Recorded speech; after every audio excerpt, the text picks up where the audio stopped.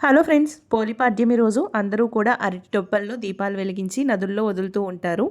ఎవరైనా సరే కార్తీక మాసమంతా దీపాలు వెలిగించకపోయినా ఈ రోజు దీపాలని నీళ్ళల్లో వదిలితే కార్తీక మాసమంతా కూడా దీపం పెట్టిన పుణ్యం వస్తుంది.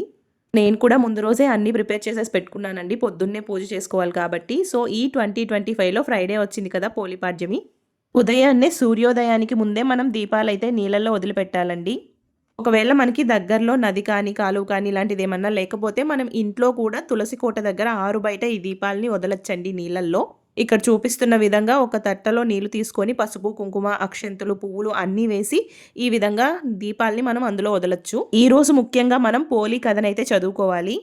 పూజ ఎలా చేయాలి, కార్తీక దామోదర్ని ఎలా తయారు చేసుకోవాలి, అరటి డొప్పలు లేకపోతే ఏం చేయాలి, ఇలాంటి డీటెయిల్స్ అన్నీ కూడా క్లియర్గా ఎక్స్ప్లెయిన్ చేస్తూ ఫుల్ వీడియో చేశానండి. కావాలంటే కింద యాడ్ చేస్తాను. ఇంట్రెస్ట్ ఉన్న వాళ్ళు ఒకసారి చూడండి.